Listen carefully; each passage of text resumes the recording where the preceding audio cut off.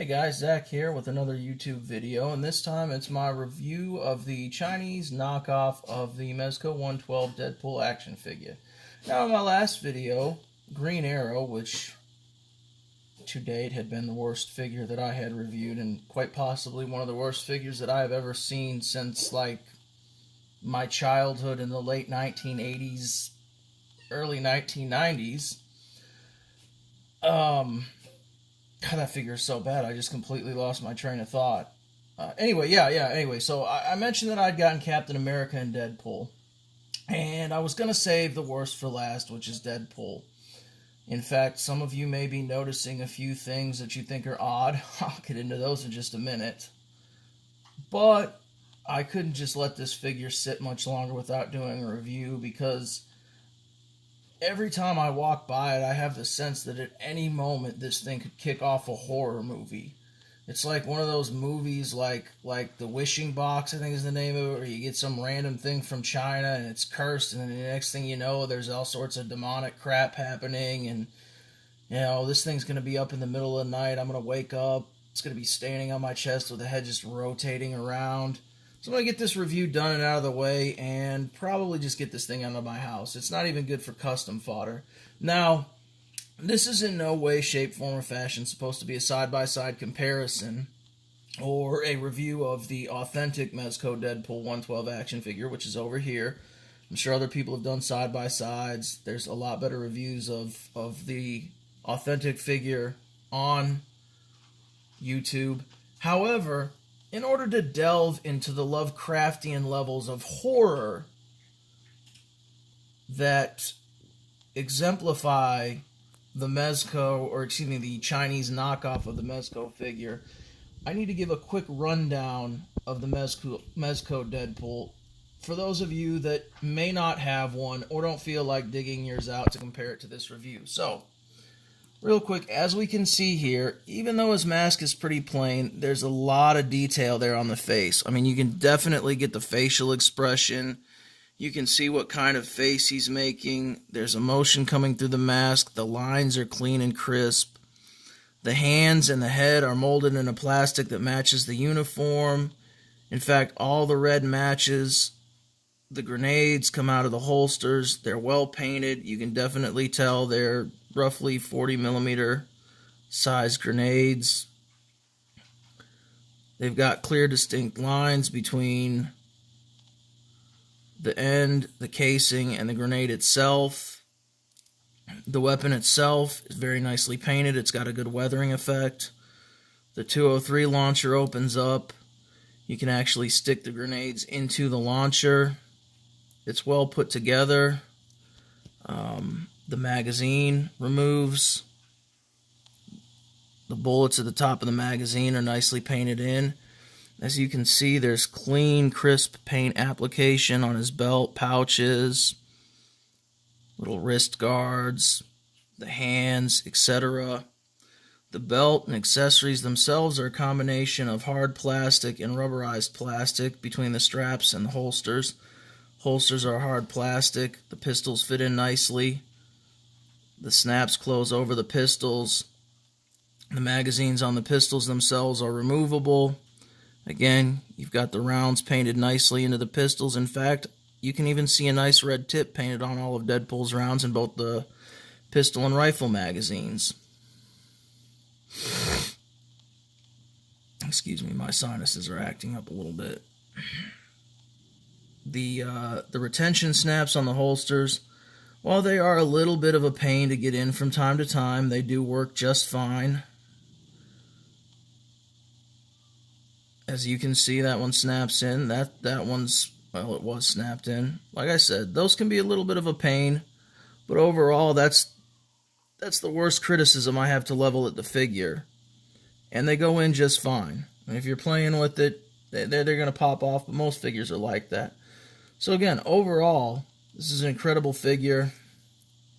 The swords are painted nicely. There's consistency in the red lining around the handles. There's a nice silver color.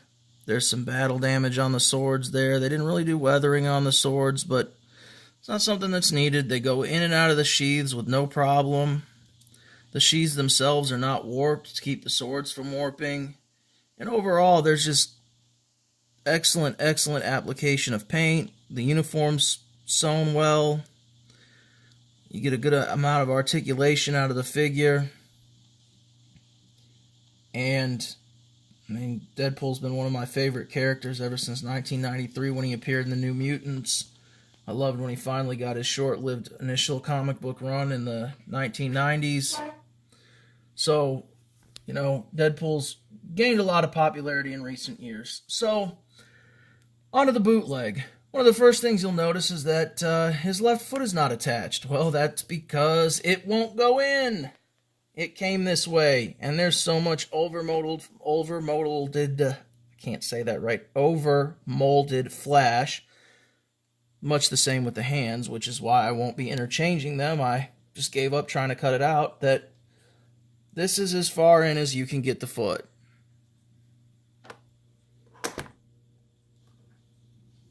He's just given up on life. So, yeah, again, let's get another shot of that right there. The figure came with the foot detached. I thought, well, maybe that just happened in shipping because unlike all the other bootlegs I've got out of the box, it didn't even come with the Mezco plastic bag. It just came with this cheap, flimsy, crappy...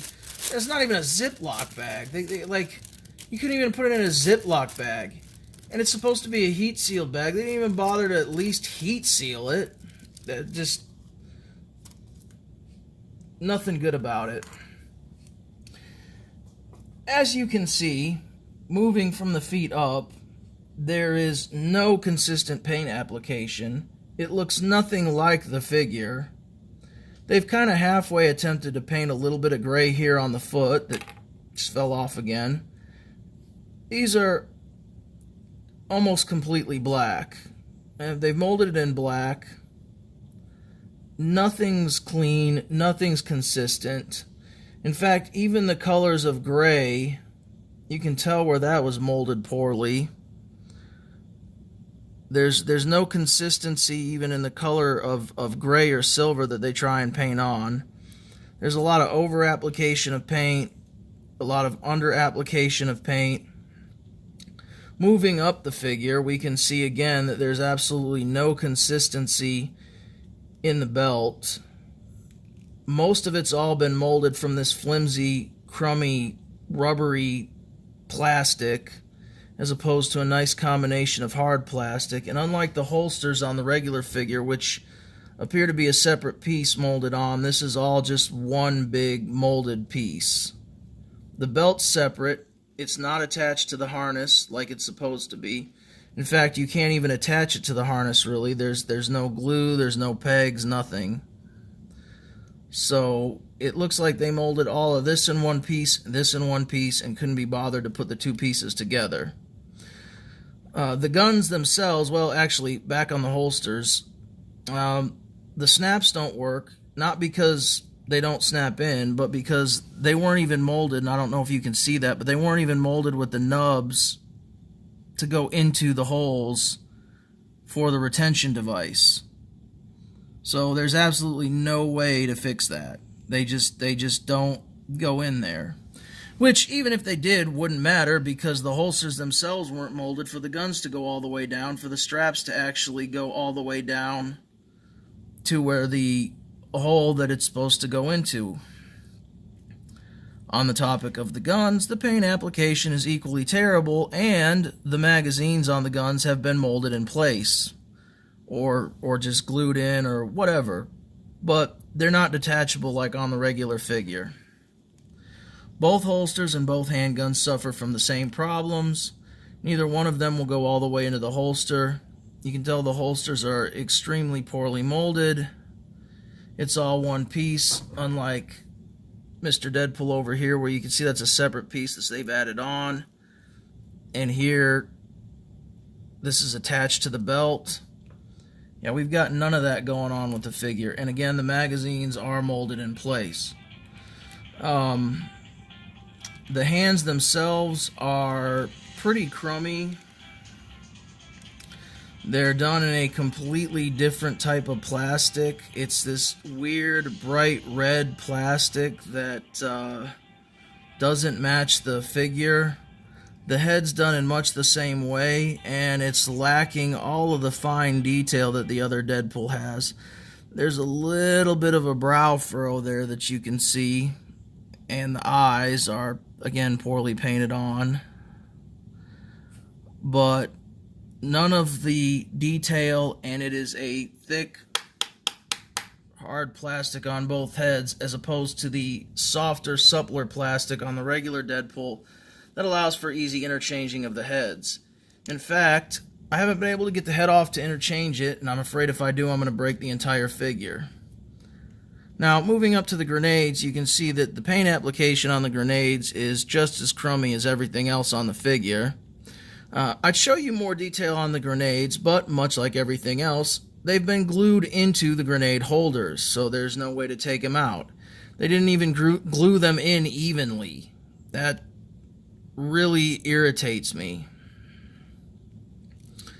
The sheaths for the sword are not even put together all the way. They didn't even bother lining them up. You can see here where there's supposed to be the little straps that go around. They didn't even bother to line them up properly when they haphazardly glued them together. They did a little bit better on this side, but you can see where the glue's pouring out like they got some 8-year-old kid with Loctite to just put these things together. The swords themselves, well, they kind of come out. I think this one got stuck in before the glue was dry, and I had to break it free, and it still doesn't want to come all the way out. And it's kind of hard to see on here, but you can see where the paint's been peeled off from me pulling out of the holster. So I'm pretty sure they stuck this in to the sheath. So I'm pretty sure they stuck this one into the sheath before the glue was completely dry. Same on this one. Again, it's a little hard to tell, although I had less of a difficult time pulling this one out of the sheath. The paint colors on either sides of the wrapping here don't even match. This one's a kind of a dark red, like they almost didn't even paint it. And then on the other side is a bright red. On the authentic figure, it's a consistent bright red on both sides. And if they'd been consistent on, which side was which, I'd be okay with that to a degree, since mostly I just get these bootlegs for custom fodder, but they weren't even consistent in their inconsistencies. Again, I mean, I could spend hours on how poorly painted this thing is. I'm just going to do a quick 360 on it. Just kind of slowly move it around so that you can see just how bad. I mean, look at, like, it's just, it's unconscionable. It's just absolutely terrible. Like, they put absolutely no thought or effort into this and just figured, it's Deadpool, people will buy it, and then they can't return it when they get it. I mean, this looks almost like the plastic melted at some point. I don't know, from glue or what, and they just went ahead and used it anyway. I mean, there's no thought, care, or effort whatsoever put into this bootleg figure at all. The only positive thing I can say is that the one-piece jumpsuit was sewn pretty well, and I didn't find any errant strings or rips or tears or any seam issues like I did with the Green Arrow figure. That's about the best I can say on this figure. However, when you start doing articulation, you can even see where it starts. There's like little lumps on the plastic underneath, so even the body of the figure looks to be molded improperly, because you can see little, maybe harder to see on the camera, but you can see little areas where it looks like there's just random chunks of plastic that should be smooth and things poking out that shouldn't necessarily poking out, and that's not just from the molded abs. That looks like he's got some sort of tumor or something on his stomach. I'd say he needed to get checked for cancer, but he's already missing a foot, so he's probably got bigger problems. And on to the other accessories. Again, the hands they're at least consistent in the fact that they are consistently poorly painted, consistently have overmolded flash that prevents them from going on, and are consistently molded in that weird gloss red plastic that does not match the rest of the figure. The rifle was basically molded in black plastic. It looks like somebody sneezed a little bit of gray paint there to try and give it some weathering. That's about it. The 203 launcher has been glued shut. The magazine was not glued in place, but they didn't even bother to mold the bullets in it, which, I mean, if they're copying these things from the molds that they already have in hand, they could have at least done that. It's odd that that's the only thing that's not glued in place.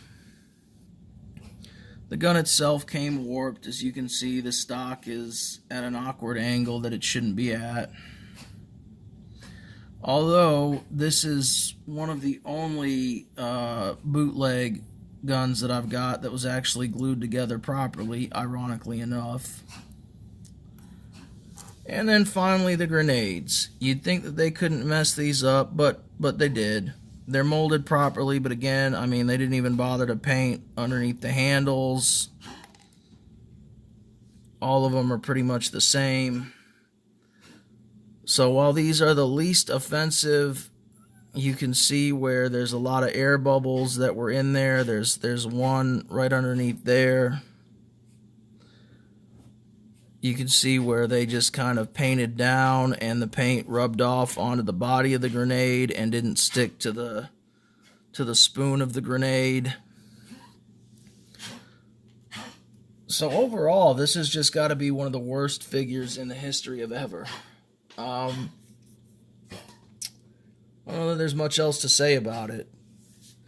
Sorry the video was a little bit long-winded, but I could probably go on for easily another 15-20 minutes about how crap magical this figure is. There is no amount of profanity and insults that do this thing justice. So, bottom line, if you really want to waste 40 bucks that bad, which is about what I paid for this, go out and light it on fire.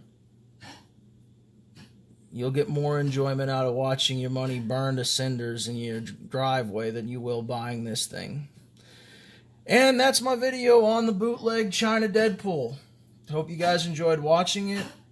Hope that none of you spent money on this. Hope that any of you that are thinking about spending on money of this think this video or see this video first and don't waste your money. In the meantime, treat other people the way that you would want to be treated, especially by not making action figures like this and selling them to an unsuspecting public. Be safe and stay hydrated.